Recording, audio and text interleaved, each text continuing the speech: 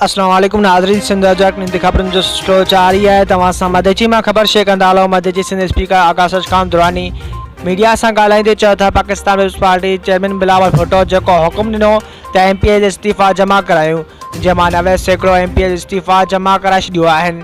Governor राज जो को बि इम्कान नाहे, ही ख़ाली अफ़वाहूं आहिनि। पार्टी जा वर्कर आहियूं, सीटनि तां इस्तीफ़ा ॾियणु असां वर्करनि लाइ को मसइलो नाहे। पार्टी जे हुकुम ते जान भी हाज़िर आहे। पाकिस्तान पीपल्स पार्टी मुल्क जी वॾी पार्टी आहे, मिसकिन ऐं ग़रीब आवाम जी ख़िदमत ते यकीन रखे थी। शहीद ज़ुल्फ़िकार अली भुट्टो ऐं शहीद मोहतरमा बेनज़ीर भुट्टो खे आमरन न झुकाए सघियो।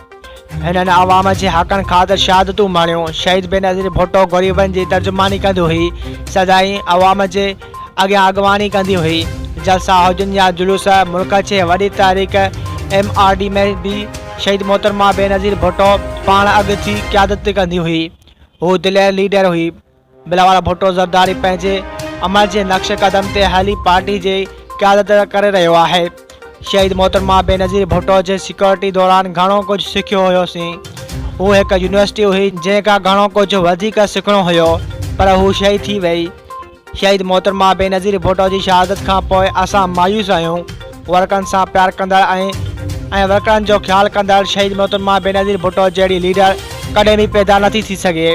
शहीद मोहतरमा खे वर्करनि जॾहिं ॾिसंदा हुआ त हू चूंडियल नुमाइंदनि सां इख़्तिलाफ़ात रखंदड़ बि खेनि सपोर्ट कंदा हुआ। शहीद मोहतरमा बेनज़ीर भुट्टो जी शहादत ग़रीब आवाम लाइ नुक़सानु आहे।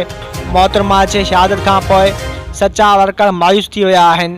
उन्हनि खे मायूस थियणु न घुरिजे। हाणे बि बिलावल भुट्टो जे रूप में शहीद बेनज़ीर भुट्टो तस्वीर आहे। साॻियो नक्श कदम बिलावल भुट्टो में आहे। वधीक ख़बरूं ॾिसण लाइ विज़िट कंदा असांजी वेबसाइट www.sindhajratnews.com।